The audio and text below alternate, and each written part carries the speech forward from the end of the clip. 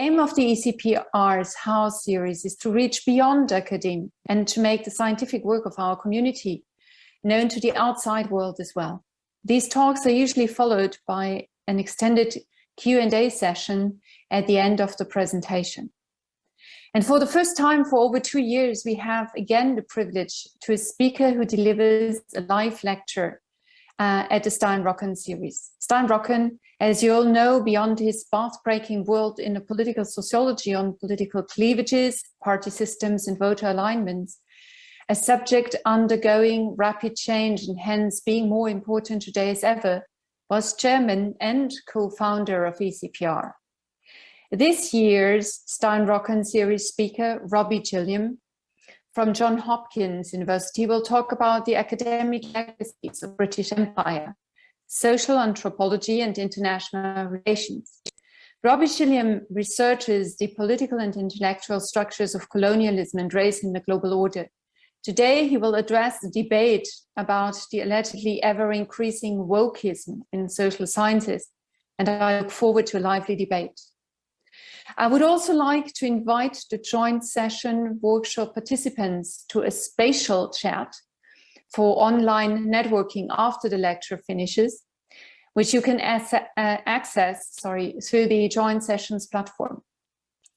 We do hope to see all the other online participants at next year's joint sessions in Toulouse, or even sooner at this year's ECPR General Conference that will be held at the University of Edinburgh.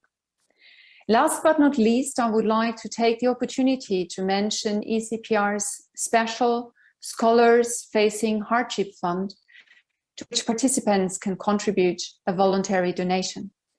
And without further ado, please welcome this year's Stein Rokkan lecturer, Robbie Shilliam. Thank you.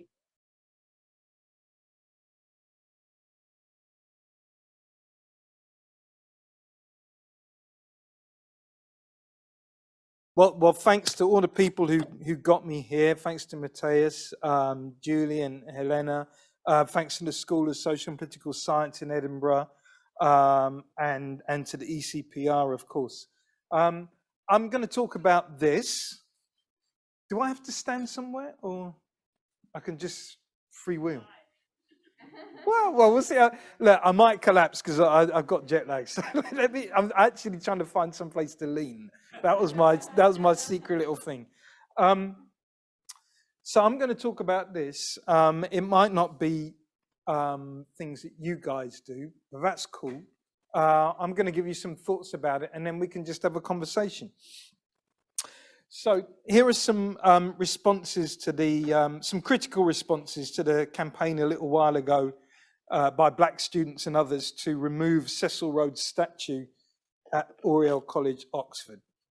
William Hutton, a principal at Oxford, notes that the academic ethos is predicated upon an open mind, freedom of debate, unobstructed access to facts, a trilogy which the campaigners tend to neglect. Anthony Lemon, esteemed geographer and South Africa specialist at Oxford, a healthy culture does not cease to remember those with whom it has come to disagree.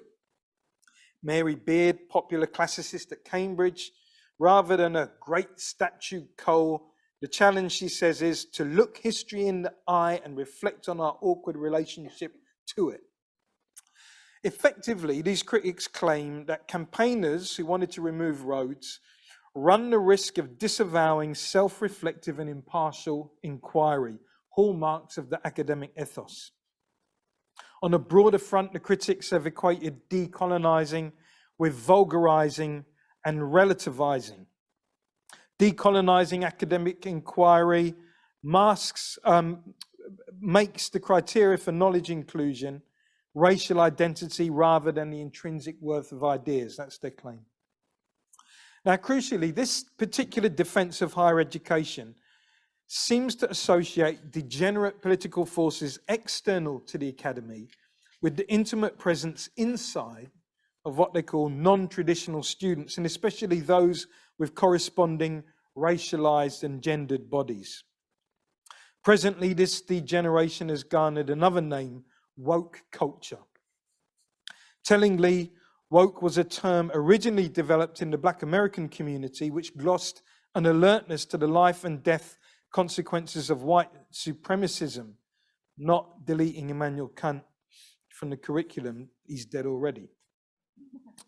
But now a bill sits in Parliament that claims to protect freedom of speech in university settings against the infiltration of wokeness. If passed, it will sit strangely besides the prevent agenda. Anyway, I'm going to disturb this defense of higher education, this particular defense, by turning to the history of the Imperial Academy. In doing so, I want to clarify how the Black presence came to be associated with a degeneration of critical faculties. But I also want to draw out the ramifications of this investigation for those of us in political science who study international politics, international relations. Now, I usually tell my undergrads that there are two IRs. There's the big letter IR, the academic study of little IR, the practice of international politics. But truth be told, big IR is a conceit. As a field that professes a disciplinary history and a theoretical canon, IR conventionally posits the anarchical state system as its formative concern. Well, we now know, or we should know, that in the US, the academic study of international relations begins as the study of imperial administration and with a concern for preserving white supremacy. But we should also be aware that similar concerns frame the academic study of IR in the UK. At issue in 1919 was not simply peace between nations, but the preservation of Britain's imperial order. So in what follows, I'm going to contribute to scholarship that's attached IR in the UK to the quandaries of imperial administration, especially those quandaries as they presented in Southern Africa. Oriented in this way, I'm going to move behind the battle over Rhodes's statue to argue that historical debates over Black presence in white spaces implicate the British Academy in the empire's Southern African interests. Specifically, I'm claiming that these debates problematize the cognitive competency of Black peoples to inhabit white spaces in ways that were not destabilizing of imperial order. And by white spaces, I also mean academic spaces. When it comes to British IR, maybe political science more broadly, we might wish to revisit our intellectual roots. We shouldn't be obsessed only with the classics, the history. Perhaps more salient genealogies of IR lie in the social anthropology of the interwar years and its influence upon the sociology of race relations in Britain's post-war era of Commonwealth immigration. How are we doing? Okay? Not asleep yet? All right, I am. No, I'm joking. Hold on. So, the early 20th century, in an era of inter-imperial competition and after a ruinous world war, civil servants and politicians increasingly bring the empire into the mainstay of British economic planning. The 1929 Colonial Development Act provides regular funds principally for the purpose of aiding and developing agriculture and industry, and with a specific view to promoting commerce with or industry in the UK. Social anthropology is professionalized in this era, no longer a conjectural examination of ancient primitive societies. There's a methodical turn towards investigating the tribal life of contemporary natives. Let's follow this turn through the work of Bronislaw Malinowski, perhaps the most influential social anthropologist in Britain's interwar academies, the dude with the boots. Here's his challenge to his own profession. Accustomed as he is to deal with a simple mind and to understand simple cultures, Malinowski observes that the anthropologist's subject of inquiry, the native in his tribe, is irrevocably being introduced to the white man's economy and culture through colonial development. In place of the primitive and uncontaminated native of ethnographic law, Malinowski proposes a focus on the changing native. And there's a political stake attached to this focus. Malinowski argues that wherever order depends upon the upholding of tribal authority, the utility of social anthropology is to provide a sophisticated and accurate explanation of the deep-seated moral and legal force behind native sanction, which makes a law-abiding citizen out of a so-called savage. Speaking as a social anthropologist to the Colonial Development Project, Malinowski warns, "You cannot with impunity undo or subvert an old system of traditions, of morals or laws, and replace it by a ready-made new morality and sense of right. The result invariably will be what might be called black Bolshevism." Such fears are especially directed towards Southern Africa. I'm talking about the territories that have, until the mid-1920s, fallen under the administration of Rhodes's British South Africa Company, that's Southern and Northern Rhodesia, as well as Britain's Dominion of South Africa, now a Commonwealth member. Regardless of shifting and variable modes of governance, extractive industries encouraged by colonial development knit these Southern African territories and polities together into an imperial interest for Britain. Although not an expert himself on the African continent, by 1934, Malinowski has taken a keen interest in the Southern African settler colonies. From his brief travels across the region, Malinowski proposes a tripartite colonial cartography. 1, tribal reserves, 2, European districts, and then 3, the spaces in which Africans and Europeans mingle, the townships and the mining compounds. There, he suggests, a new type of human being is being produced by the impact of European civilization on archaic Africa, namely the westernized African. In Malinowski's estimation, this mutant black has evolved through a number of stages. Firstly, as the native enters a new covenant, the overwhelming superiority of European ways would compel him to renounce African values. Secondly, seeking European prestige and influence, this new African would then enter European or American university systems. Thirdly, upon return to the colony, he'd experience a color bar in white-dominated occupations and positions, a color bar that fundamentally rebuffs his aspirations to assimilate. Finally, in reaction, the native would fall back upon African beliefs and values, but in a way that hybridizes ascriptive tribal life with associational and aspirational civilized life. The result, asked Malinowski, an explosion of pan-tribal, regional, or pan-African nationalisms that are potentially destabilizing to empire. Here's the thing. Malinowski's thesis of contact and change presumes a cognitive incompetence on the part of the African native to rationally engage in white space with European forms of cooperation and sociality. Why? Charles Seligman, Malinowski's teacher, is known for his attempts to integrate psychology into social anthropology. Seligman is also convinced that the division between the conscious and unconscious is especially pervious in primitive people's psyches, leading to a far more instinctual temperament, resulting in sudden tempestuous fits of anger, suggestibility, and sexual liberty.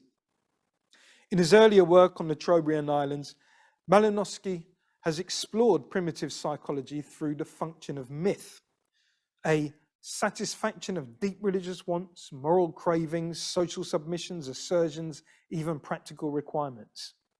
Now, key here is Malinowski's assertion, taken from his teacher, that myth does not function in the primitive psyche in symbolic terms, that's what it does in the European psyche, but rather in the native psyche as a direct expression of the efficacy of its subject matter.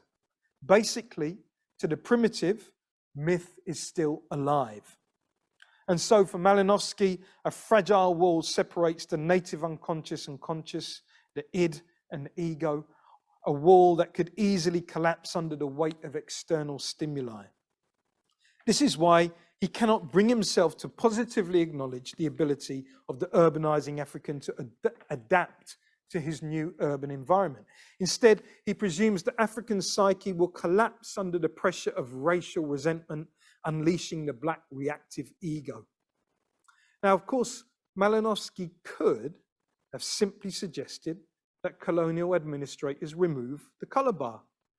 Job done, crisis averted.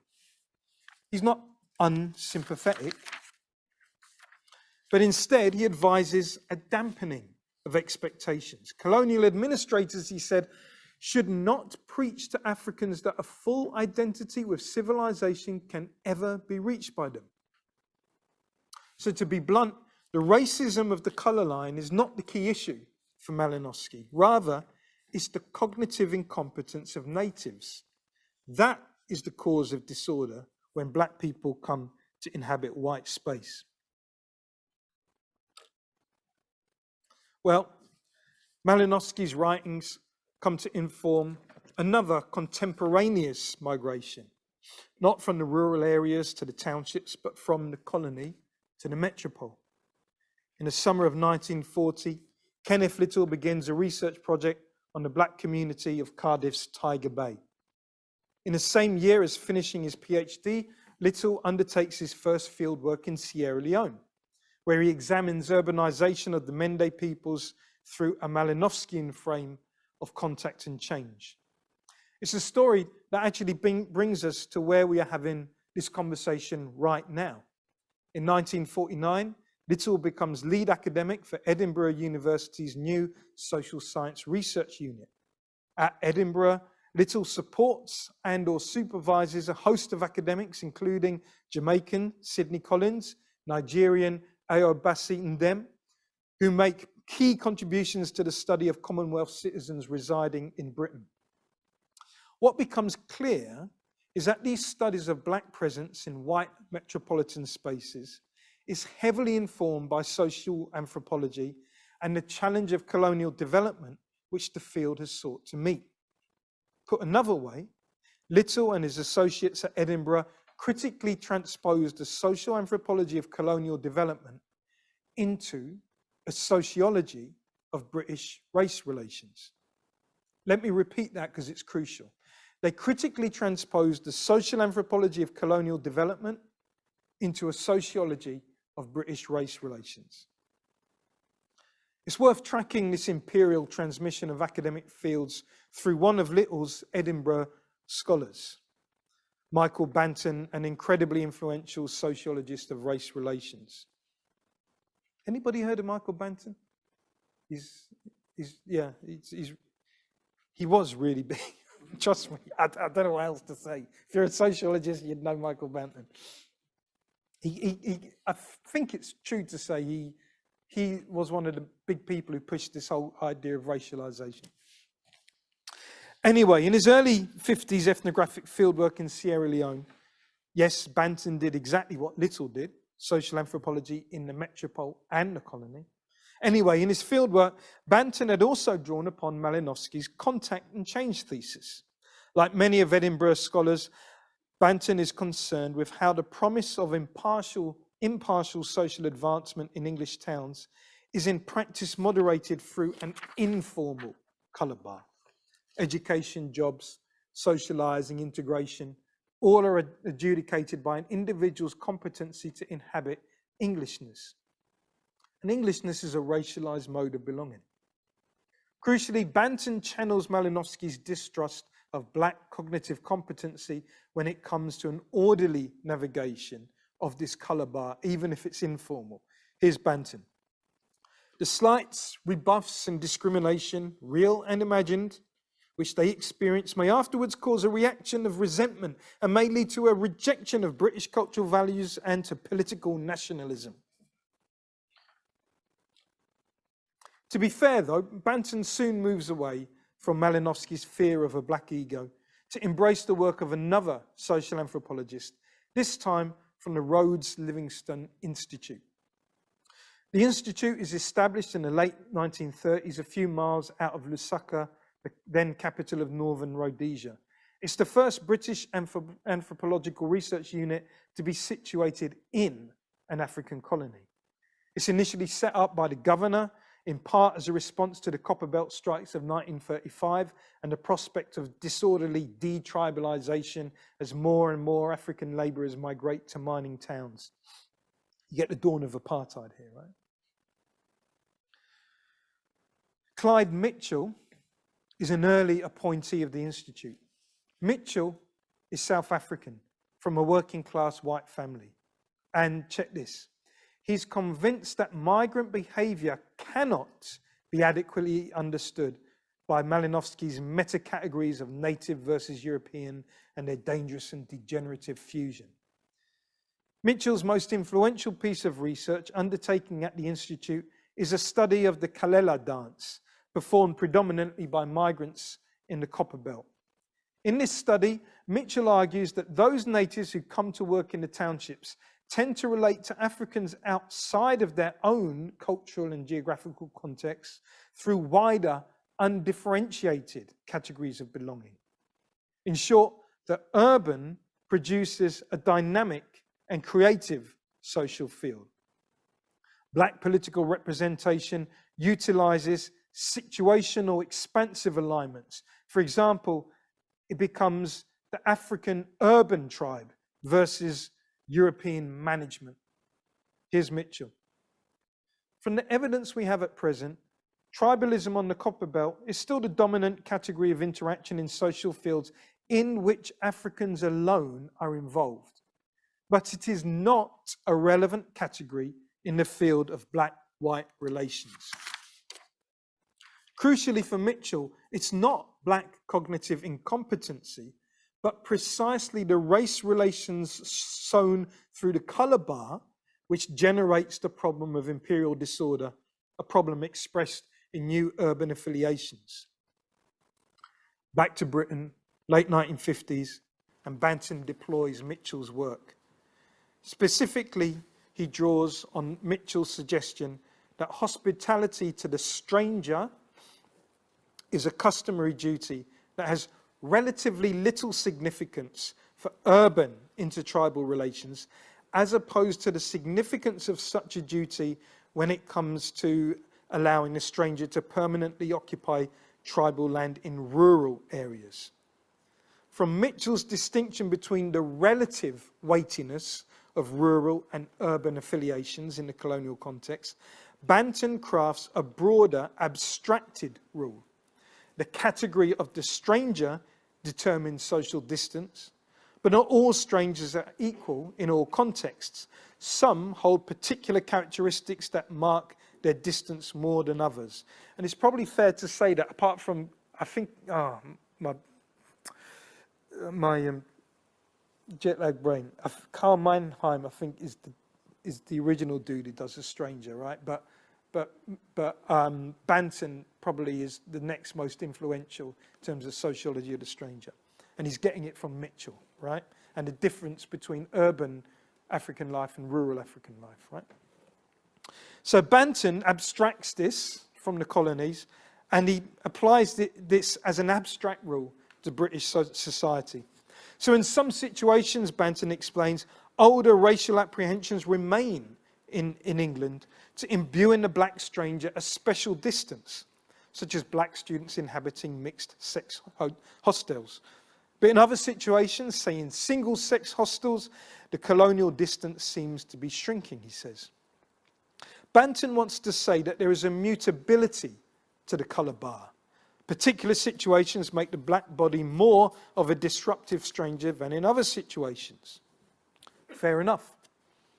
It allows Banton to explain the variability and so the potential transformability of race relations. But there's a cost. While Mitchell situates his stranger explicitly within a colonial field of development, Banton decontextualizes the stranger, thus leaving the colonial field behind. In short, he analogizes the Commonwealth citizen to a stranger, and he attenuates the empire to the nation, because by the time he's writing, all colonial subjects have become British citizens, right? So he analogizes the Commonwealth citizen, a citizen, to a stranger, and he attenuates the empire, the Commonwealth, to the nation. So let me put it this way. In place of Malinowski's focus on cognitive incompetency, Banton proposes a total lack of cultural competency.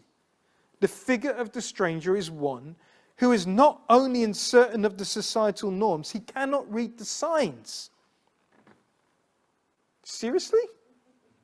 What do you think they taught in colonial schooling? All about English culture.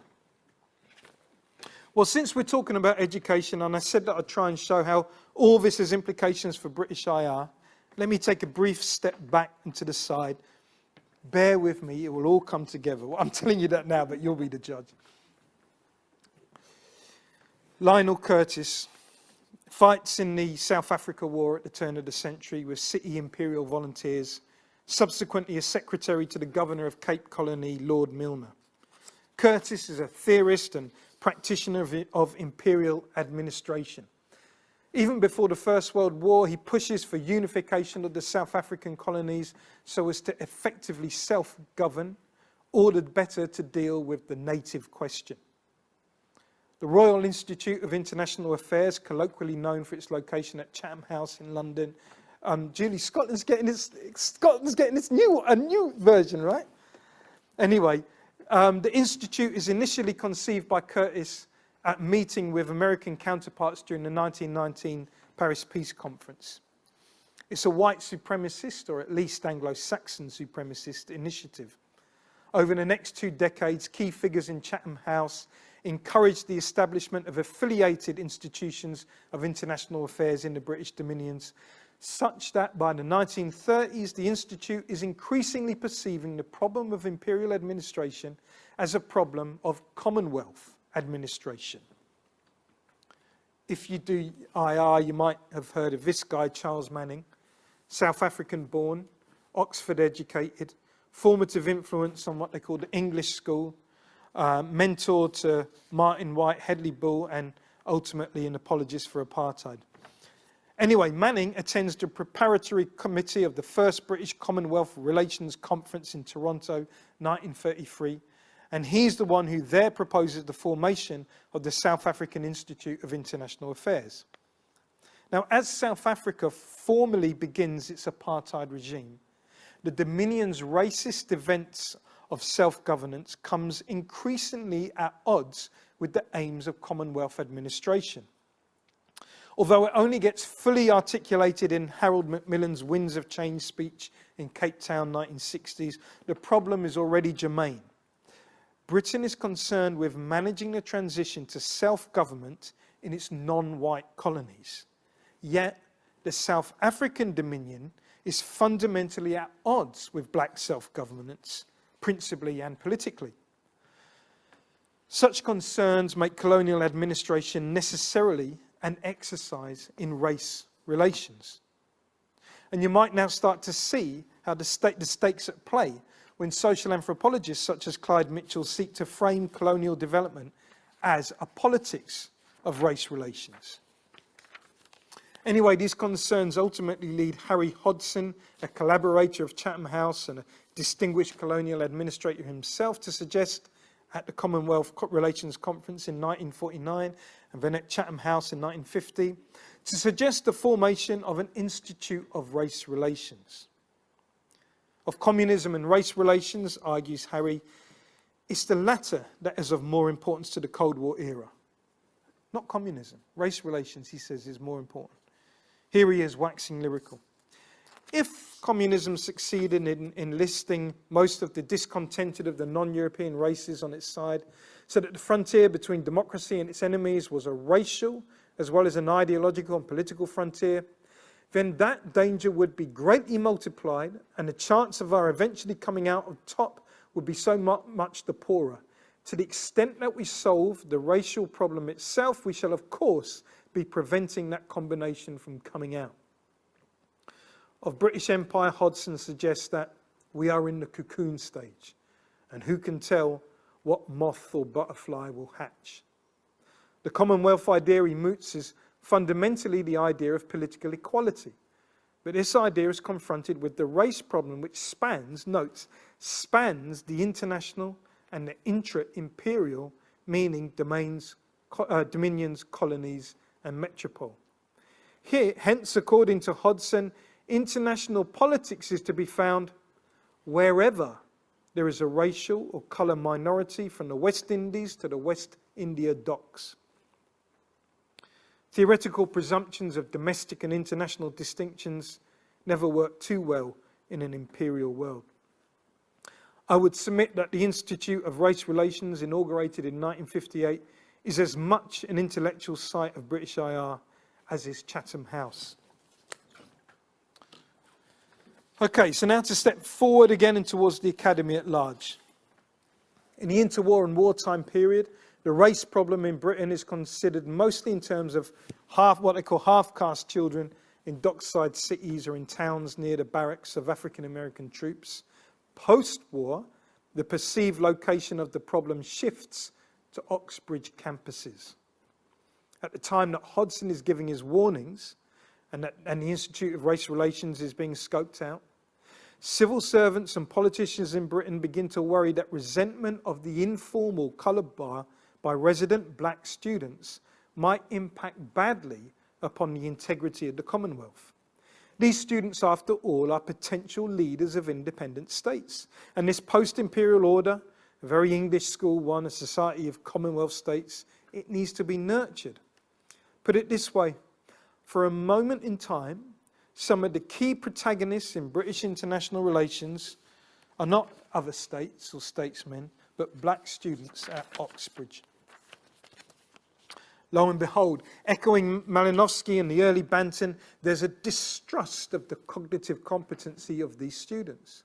For instance, the Colonial Office warns in 1948 that such Commonwealth students are vulnerable to communist propaganda due to the lack of corrective home and social influence, something which induces discernment in English students but is absent in Commonwealth ones.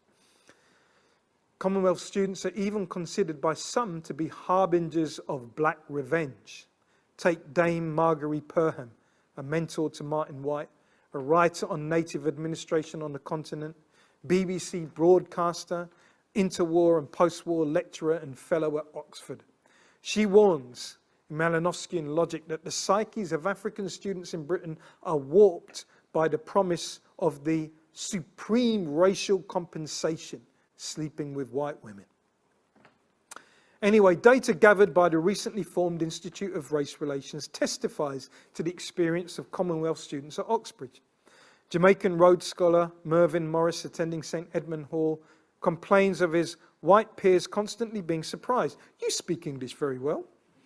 Patricia Madu, a Trinidadian taking modern history at St Anne's College, recounts the same. How long have you been speaking English? Sheila Kitzinger, one of Kenneth Little's famous pregnancy experts, Sheila Kitzinger. Anyway, at that time, one of Kenneth Little's Edinburgh collective of social anthropologists, Kitzinger also researches black Commonwealth students at Oxbridge. They mentioned to her the difficulties in constructing friendships with white peers. They speak to you very nicely, but all the time they seem to be thinking, I wonder whether he can read. Most importantly, Kitzinger's informants report that the relationship would break down when the white partner becomes embarrassed by the Negro's self-consciousness. Embarrassed by the Negro's self-consciousness.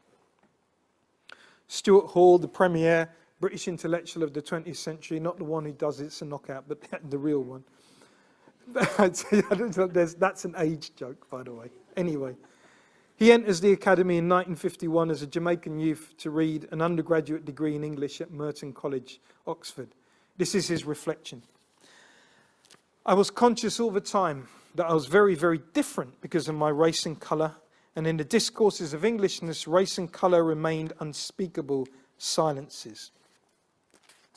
So I'm trying to say then that between Malinowski's fear of a cognitive incompetency and Banton's ascription of cultural incompetency, black Commonwealth students in the British Academy could never simply exist as innocent students or intellectuals. They are potential purveyors of anarchy, future destroyers of the comity of Commonwealth nations. But here's the thing I really want to impress upon you. It's easy for us to criticise Malinowski and Banton for their colonial logics.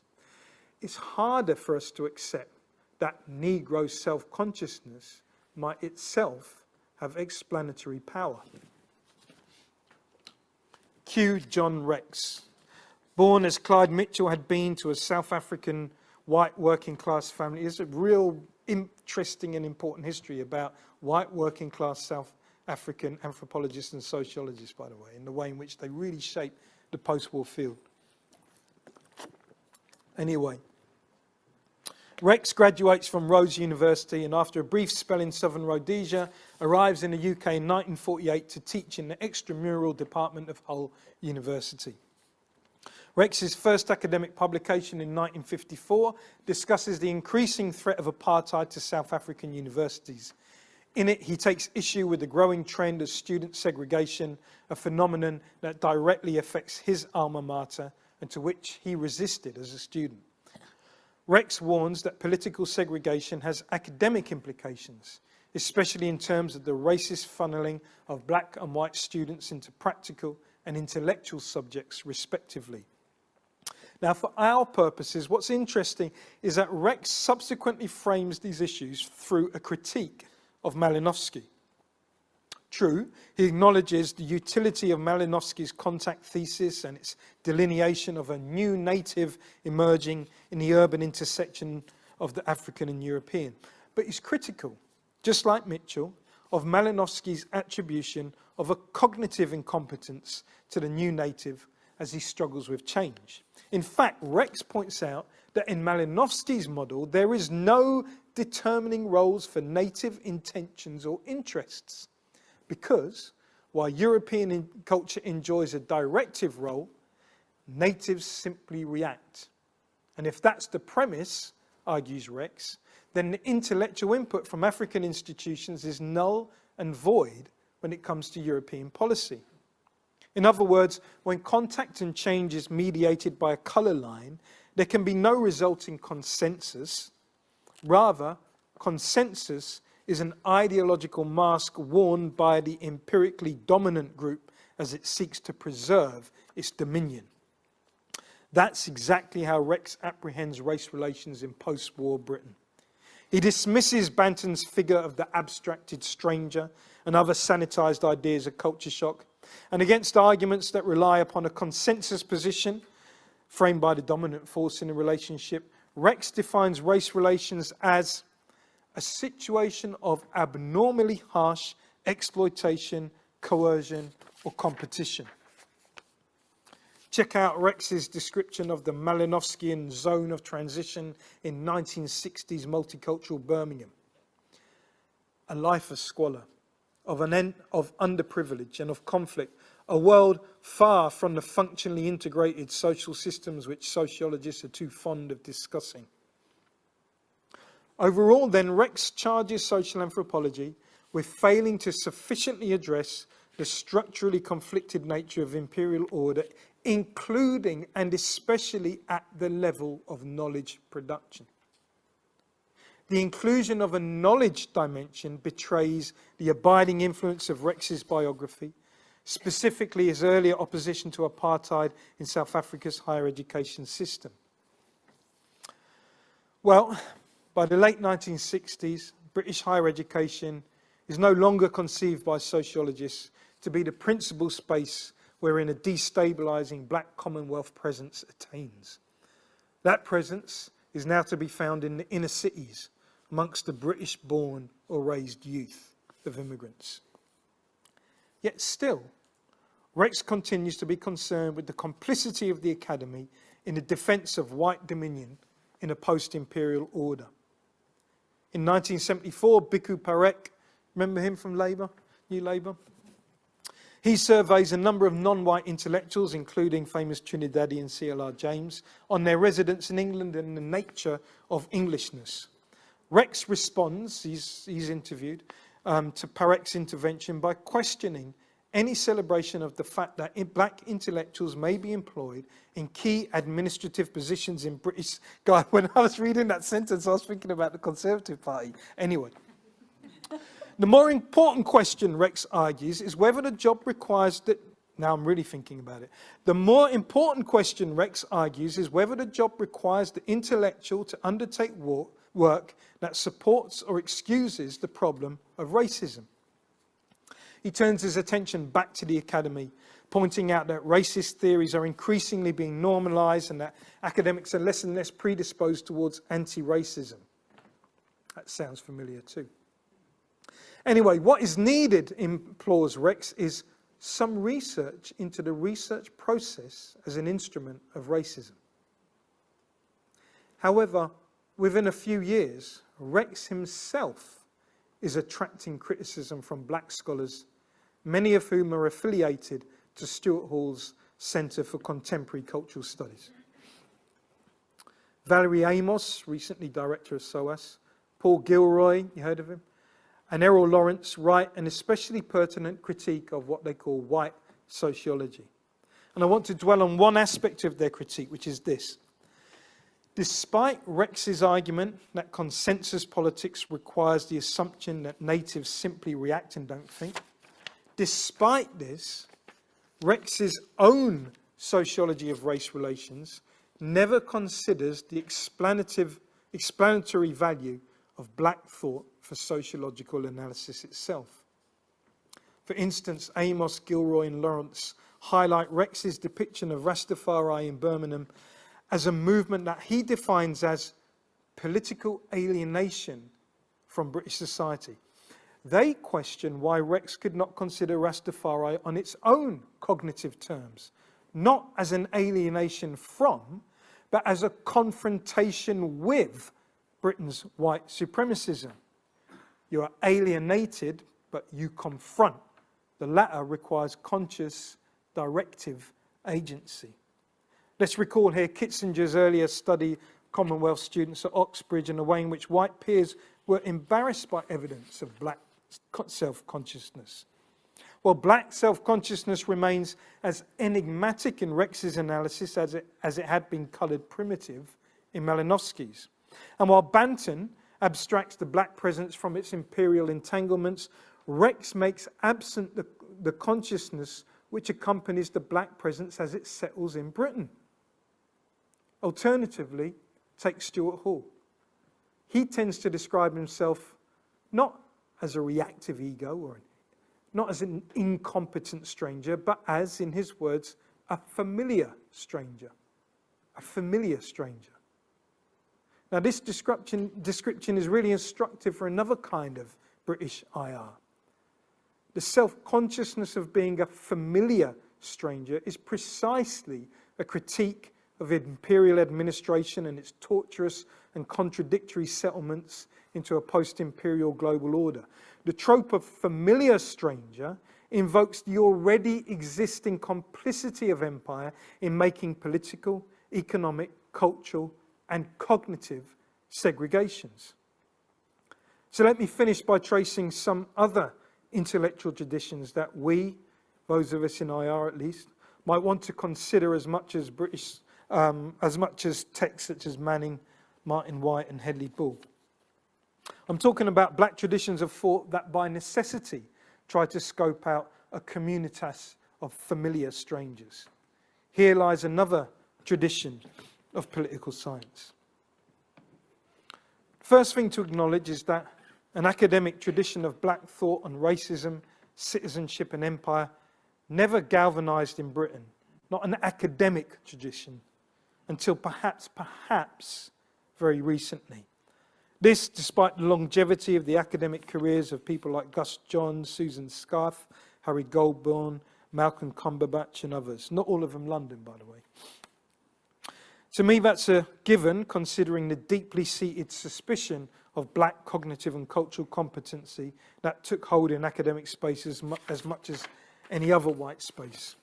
No surprise then that so many black scholars walk the line between community organising and university teaching.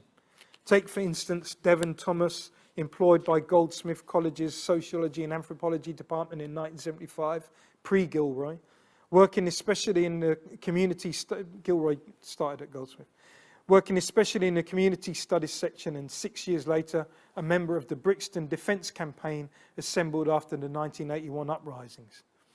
Take also black journals, which again existed on the edge of academia, never endorsed by or run within academia. Now, in 1959, Michael Banton provided the first article for the Institute of Race Relations journal, imaginatively titled Race. By the early 1970s, the context was increasingly shaped by black power, anti-apartheid, third world liberation struggles, Ambalavana Sivanandan leads a palace coup at the Institute of Race Relations, which eventuates in a much poorer but much more autonomous institution, and the revamping of its journal into an explicitly anti-imperial digest, Race and Class.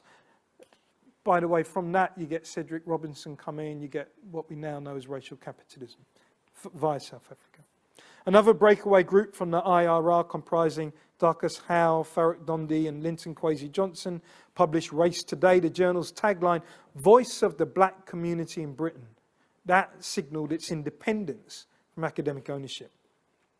Now, for sure, black tradition of thought on familiar strangers coalesced most intensely in community-based institutions and initiatives.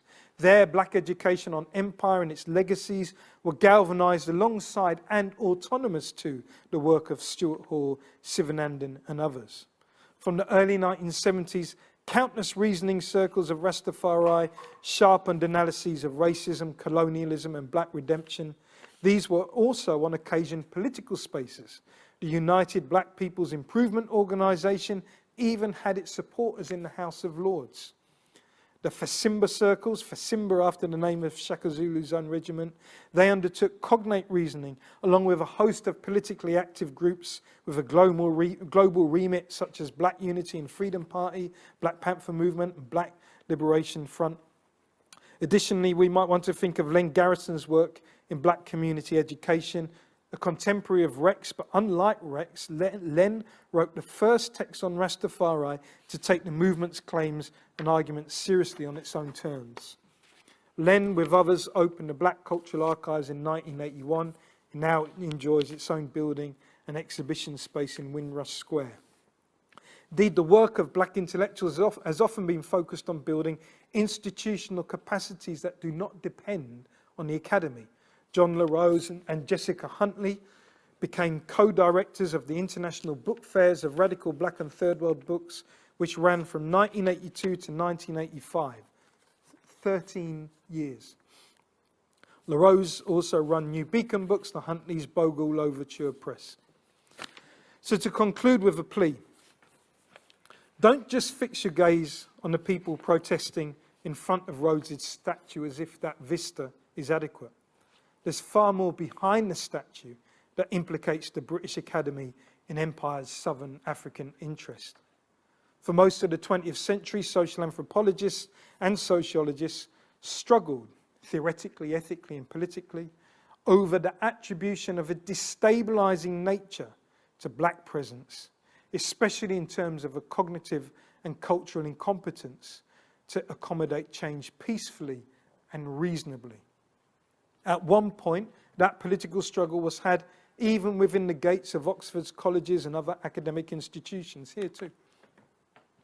In any case, that struggle was never intellectually resolved within the academy. Now, the UK government issued the Swan Report in 1985, dealing with secondary education. And that finally, in 1985, categorically ruled out eugenic claims that black children had lower IQ. Higher education, where we are, has never had a Swan Report. And just think of that, given the history I'm giving you.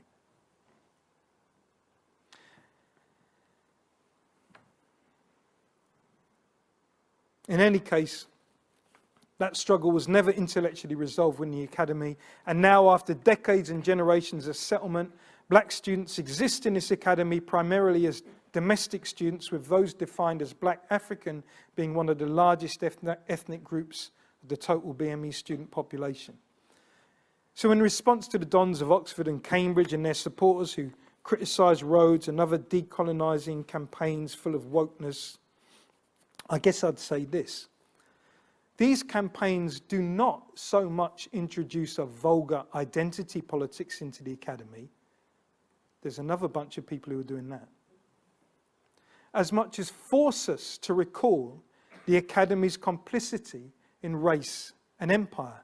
These campaigns compel us to retrieve Black traditions of thought on empire and its afterlives, on a communitas of familiar strangers. As our world changes from post-imperial to post-Commonwealth, post-EU, might we want to consult the intellectual traditions of those who have long inhabited such changes? Might this intellectual task be actually an imperative of our craft as political scientists? Thanks.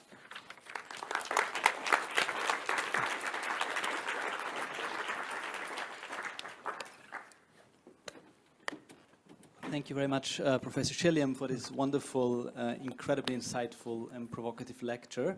My name is Matthias Thaler. I'm part of the local organizing team. And together with my colleague, Ben Martil, I will field the questions for Professor Shilliam. We will have both online questions and in-person questions, but we want to start with the room here. Please do raise your hand if you have a question, but do wait, please, for the microphone, because otherwise people listening in and looking at the lecture from the outside can't hear you. So who wants to kick us off with a question for Professor Shilliam?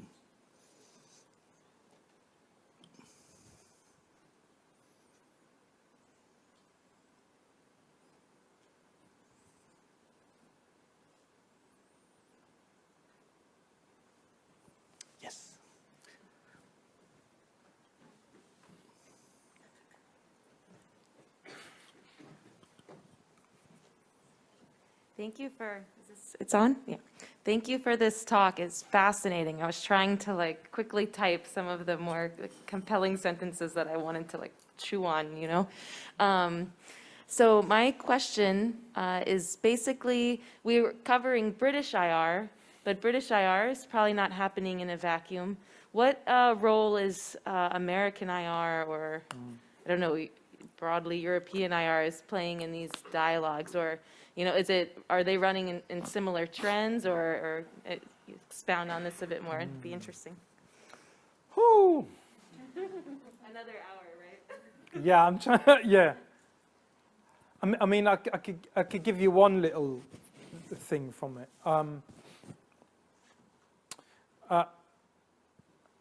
At the same time as British, at the same time as social anthropology in Britain is turning to a sociology of race relations, right?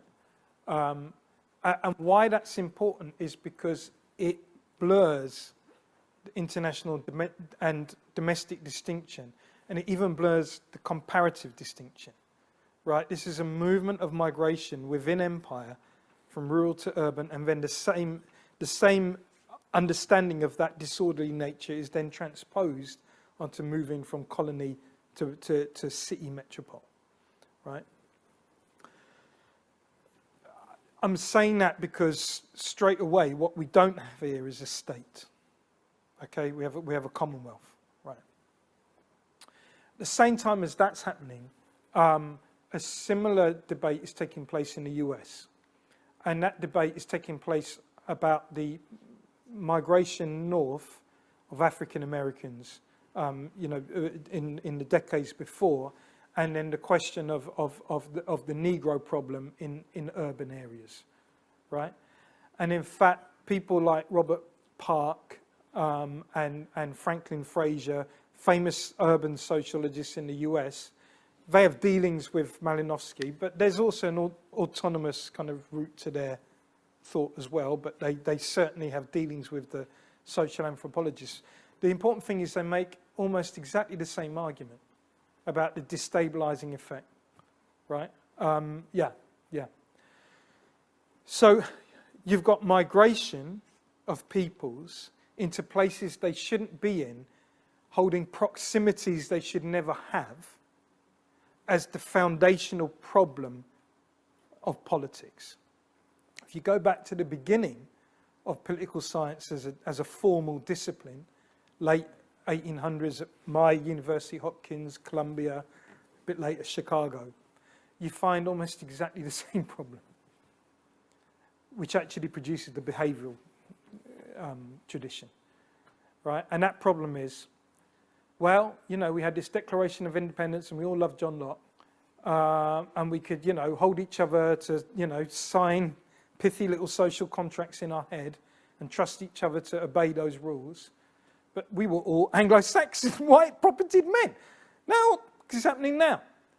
We've got black emancipation. We've got Mexicans coming over the border with the trade unions. We've got Irish Catholics. We've got Italians. We've got East Europeans. All these people coming in, they're citizens. Can you trust them? Can you trust their competencies? No, you can't. So what we need instead of a social contract is a community of power. A community of power that can defend and preserve the institutions of democracy from their degradation by citizens who don't have the competency to know their own interests and act according to a harmony of interests. It's a problem of political behavior, public opinion, Woodrow Wilson, Charles Merriam, all them dudes. By the time that the sociologists and the social anthropologists in the US and in the UK are talking about movement of peoples post-war, the social science, what is it, man? The comparative politics group is set up to basically scale up the racist examination of political behavior in the US to figure out what the relationship, what the political behavior of all these crazy, newly independent, decolonizing countries are. And most important in all that is, can we trust their leaders? Are their leaders too caught between tradition and modernity? The whole Weberian thing. You know, can we really trust them to come onto our side in a way which doesn't actually blow up the whole world? They'll go to communism, we'll have a next world war. Remember when I said this is exactly the same time that people like Stuart Hall are coming into Oxford. So I'm just giving you that in terms of a different, a slightly different kind of framework to understand some of the basic foundational problems that political science has set itself, with IR as one of them, right? And which we, if we don't look at these things, we would imagine weren't there. Now you come back to the present and you tell me how far away any of that is now. There's a question there.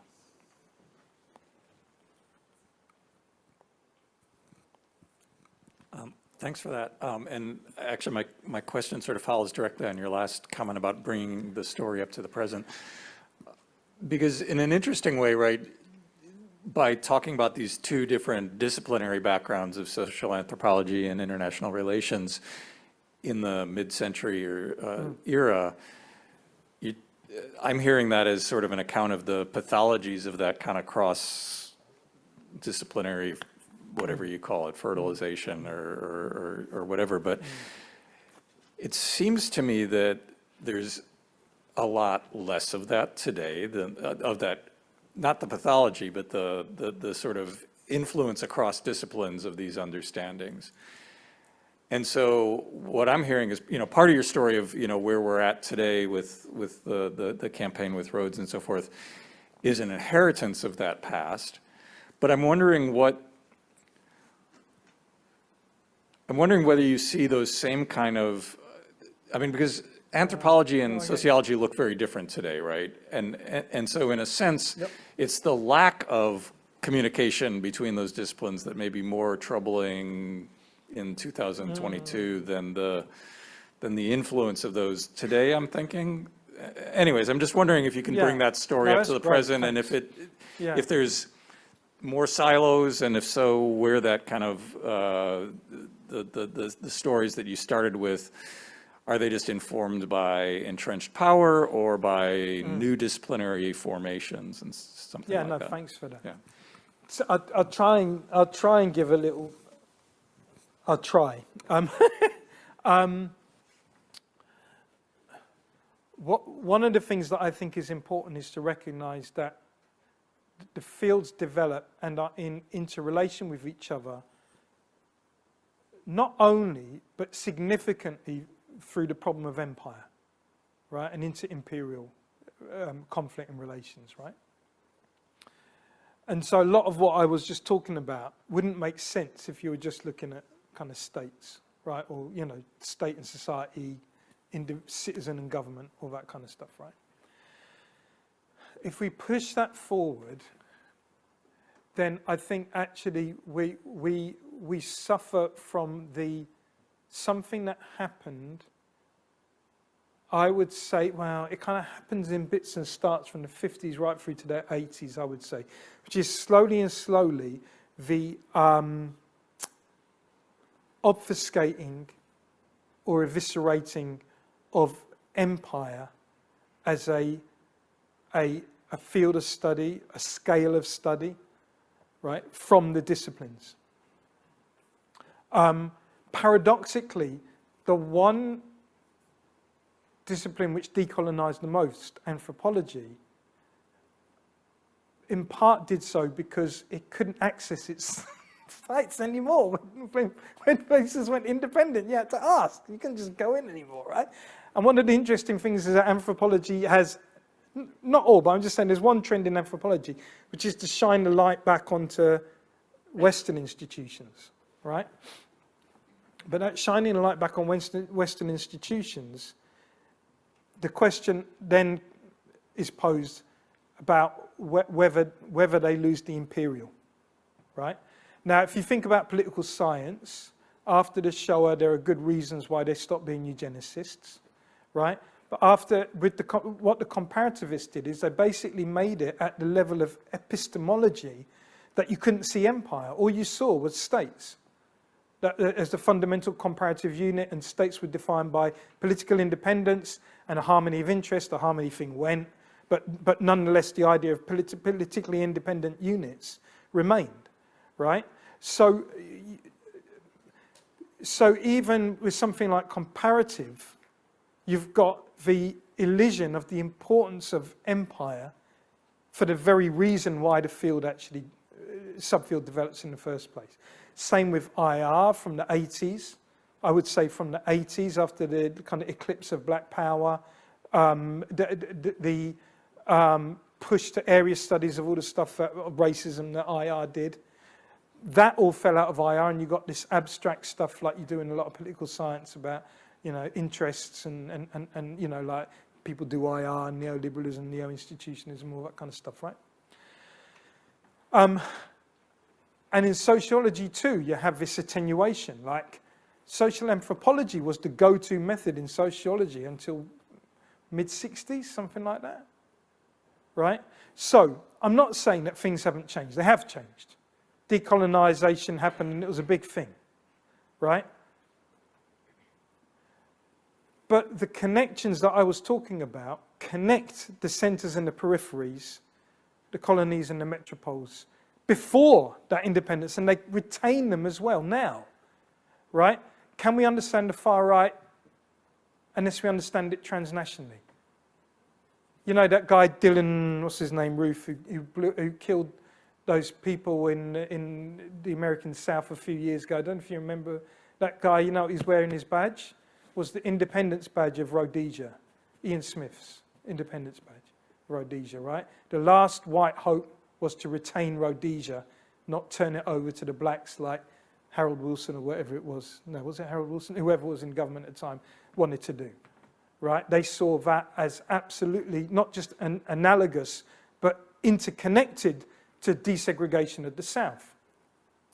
Now today, in our political science, and let me take it to the prevent agenda, because a lot of the people who are all on wokeness and about freedom of inquiry in university seem to say nothing about the prevent agenda, which is the biggest piece of an instrument of state power and control over higher education, explicitly designed, right, to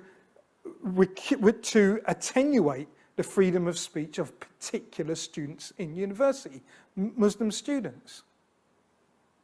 But that doesn't seem to be an issue for wokeness. Do you get what I'm saying? Now, in IR, for example, why I made the pithy argument that the institution of race relations is as much British IR as Chatham House, right, is because anybody who knows anything about Prevent will tell you that you can't understand that domestically. So why aren't IR scholars do? I mean, there's some like Amal Abu Bakari, and there's some others who do it. But why is Prevent seen as like a social policy issue and not a political science issue? If we're thinking about wokeness, I just get rid of Prevent. I mean, I'm serious. I really don't understand. Get rid of Prevent.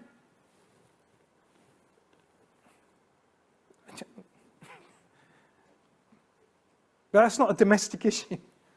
It's got all legacies and afterlives of empire in it. It's constantly just sedimenting upon each other. But wokeness is a nice, easy thing to say. It's a nice, easy thing to say, you know, let's preserve the great tradition. But one of the things I was trying to say, this tradition is shot through with imperial power, right? And above all, and I was trying to be kind to it. I'm going off track now, I'll stop.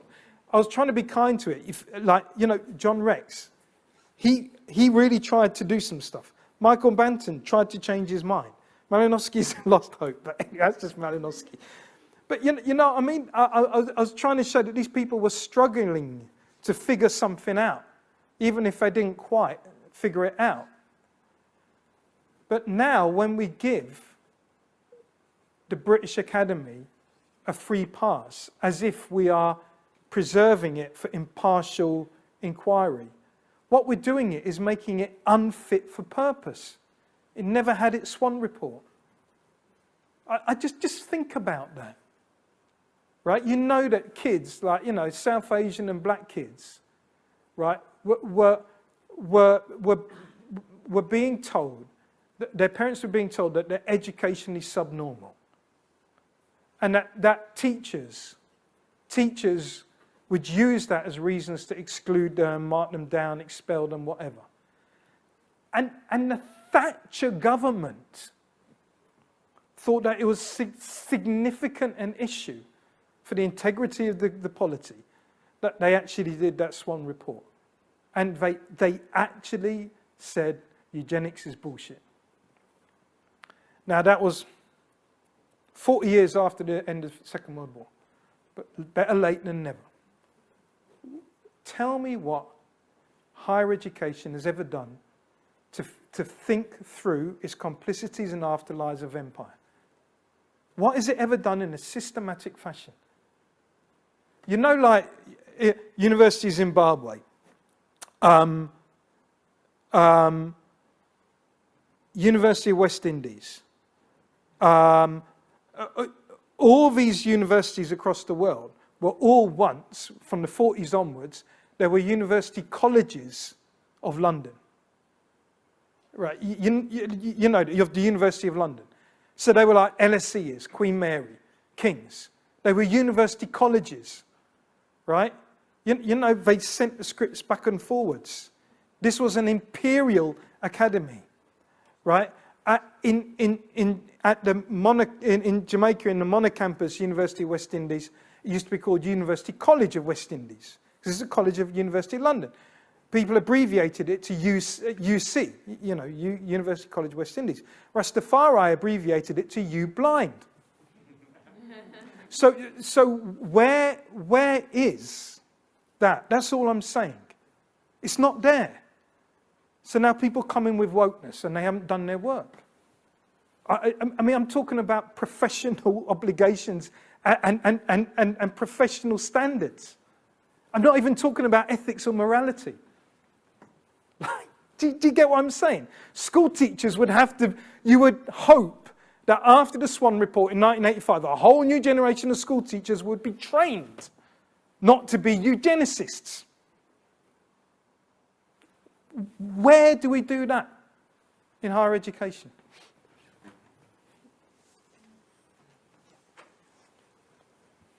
Thank you so much for this. I really enjoyed the talk. I was just wondering if you think a reformed university is possible in theory and then in a more practical sense as well. What do you think? What do I think you think? Or What do you think you think? Yeah, I mean, I'm kind of skeptical myself, especially in practice, and especially with global politics right now. Sometimes I feel like what we do, like, not to throw the baby out with the bathwater, of course it's important to try to make change, et cetera, but I wonder if we're reforming and improving a system, and in that sense, building in resilience to empire, as you say. I wonder what other people think about that.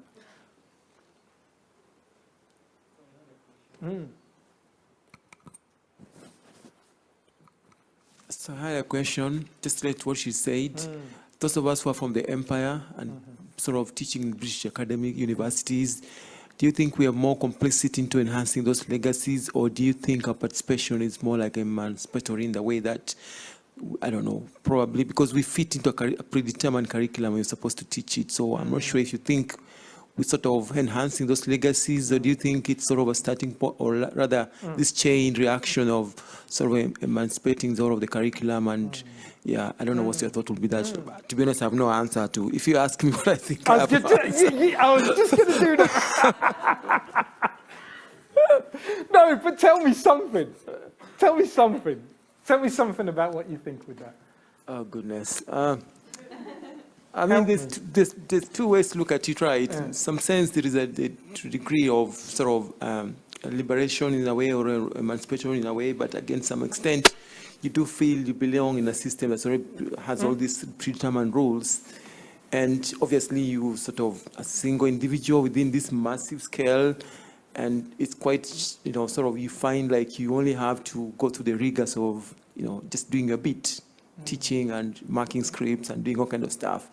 And the other fundamental issues of race and stuff, you sort of ignore it because, well, you found it there, surely there's not much you can do about it.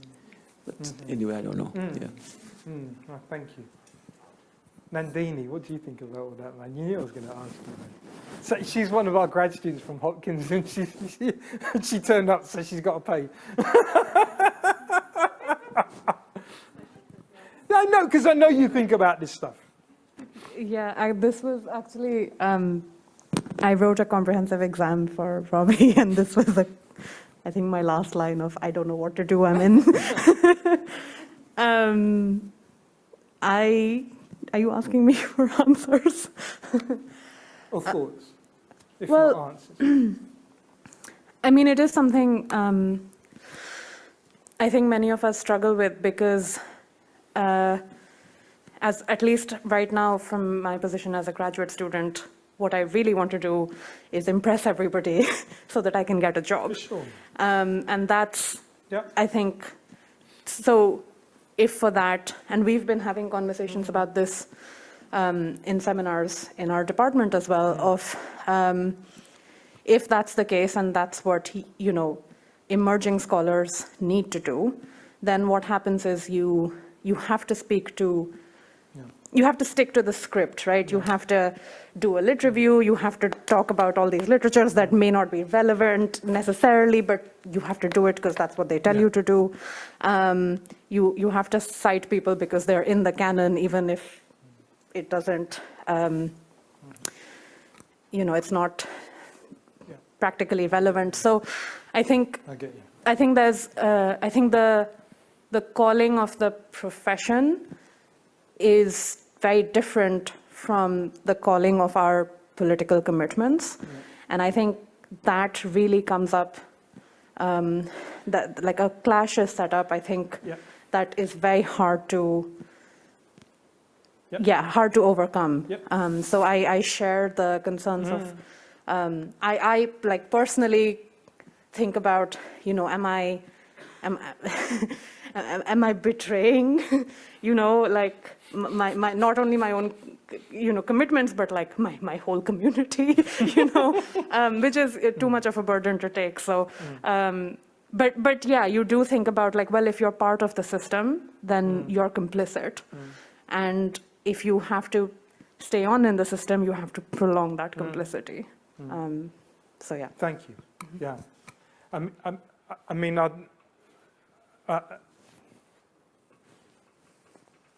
were you going to add on? Sorry, Matthias, I'm taking it away from you. Okay, I don't want to take anything away of what has been said. I'm a feminist scholar myself, and we always have this idea that the world is gendered, so political science is gendered too. And I think you could draw, in that respect, a huge parallel to everything that has been said. And I was also wondering about this, what's next? And I think that sometimes I'm getting very nervous when I see how things evolve. And I think, for instance, but there's also, for me, there's one little thing which I think is which might be positive, and that is that the last couple of decades, political science in general has tried to become a real science, and it became very technocratic, okay? So the whole idea of ideas and norms was always put away to normative political theory. So it was not simply political theory, it was normative political theory, somewhere very far in a corner. And I think that the last couple of years, with part of the methodologies that came up, more constructivist thinking, interpretative methods, I have the impression that positioning yourself and norms, the doors to that is opened again, and this is something where I think where we could find a way to move things forward. Okay, it's not everything, but it might help in a way or another. No, thank you for that. Thank you. Just to add something onto that conversation, part of the argument, so there's an intergenerational and a hierarchy thing here, which I'll address because it's crucial, right? But just before that, this is, we can think of this as an issue of ethics and an issue of politics, and it always is in some way, shape, or form. But I would rather just think of it immediately in terms of intellectual acuity. That's all, right? Do we have the tools needed to explain the world as it is? So, the 6th of January insurrection on the Capitol, in DC a couple of years ago, remember that one, right? And then APSA issued a statement shortly afterwards. Did anybody see the first statement? Yeah, it was bullshit. I'm sorry to swear. It was rubbish. It was like, don't use violence. There's good people on either side. Let's chill out. I mean, it was reprehensible, right? They issued a statement a few days later and said, we really got it wrong. We're really sorry. And what we need to do is learn more from the feminists and black study scholars in political science about this. So put it another way, American politics rests on the premise that America is a democracy, right? But it has some kind of functional integration, as ropey as that might be, right? Which leads to a separation of interests, which then compete in some kind of functioning way, in some kind of way, right? And that it's not authoritarian, right? I mean, that's a concept for the comparativists. They study democracy, authoritarianism, and all that, right? Violence doesn't inhere in the political institutions themselves. You know, you can go to the ghetto and think about that and be a sociologist, right? Or you can go to Africa and think about that and be an Africanist. But here they were faced with a violent and racist, misogynistic takeover of one of the key institutions of government, right? Backed by an authoritarian grab. And they had no vocabulary by which they could address that. They had to admit it. So rewind all the ethics and all that. Do we have the tools we need to examine and explain the world as it is now? That's it. That's all. No, we don't, right? We do, but not from where people are looking. And then that comes to the hierarchy question. Because then what you do your comprehensive exams, you do your PhD work, you learn certain methods, and methods aren't good or evil, don't get me wrong, I'm fine with any method, I honestly am, right? That's not the issue to me, right? But then the methods drive the writing instead of the question driving the method, right? So you've got this whole edifice here, which is totally hierarchicalized, profs in comfortable positions, tenured, like me, you know, in control of particular journals, particular funds, particular conferences, right? They reproduce something which can't explain the world as it is. Now, younger scholars, surprise, surprise, with the world in front of them, are more likely to think, this doesn't explain. So it behoves senior scholars, scholars with resources and scholars with standing and with safety, to actually take the plunge and do some of this work. And it doesn't mean to say change your research agenda. It means could you put in a graduate class on racism, or a graduate class on transphobia, right? Or a graduate class on climate change. Could you put that in and have your students take it with an eye to thinking that maybe they'll do a dissertation on it? Would you be okay with that? Do you get what I mean? And that's it. That's an intergenerational thing. So it's not on Nandini and these. It's not on them. It's not on them. You know. We have a question from online, which I'll just relay. So it's from Shubha Prasad. And they say the complicity of academia in perpetuating inequality exists still today. They give the examples of being told you speak English very well, of not being at the venue because their UK visa could not be processed in time, and of being discouraged to research certain topics because they're not considered mainstream enough. And then they ask, how do we break these patterns in studying IR from a position of disadvantage? Mm-hmm. Thanks, Shiva.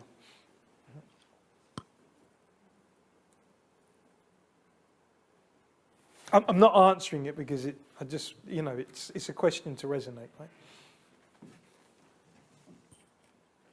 So I think we have time for maybe one or two more questions, first here and then here again.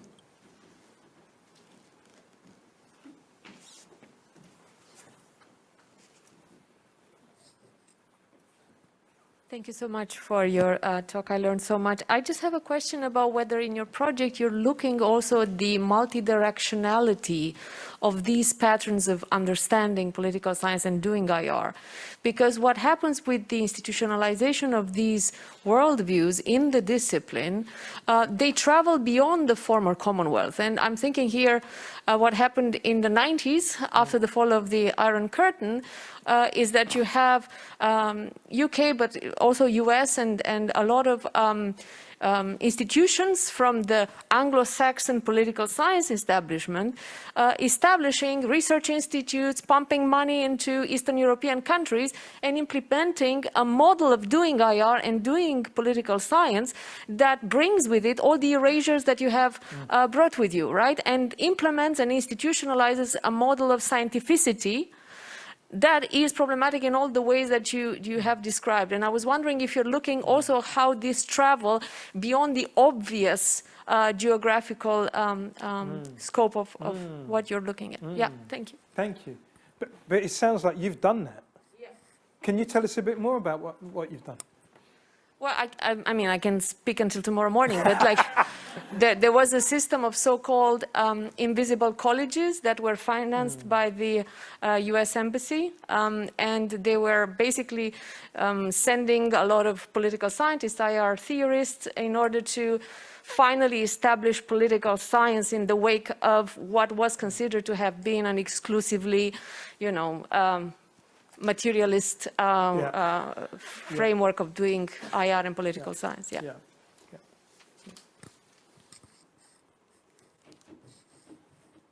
So maybe the last two questions. Can I ask you two to raise your questions, and Robbie responds if he wants to, and then I'm closing. Yeah. So I suppose a concern I would have about the current British government in their kind of culture war, or their war on academia being too left-wing and woke as they perceive it, is that they might actually try, or are trying, to make it more exclusionary financially by raising tuition fees and kind of roll back the people who kind of want to run the courses you were talking about on rights or decolonise. Will kind of they'll exclude that next generation by financially, basically. Thanks. I mean, just very quickly on that. I know there's another question, but very quickly on that.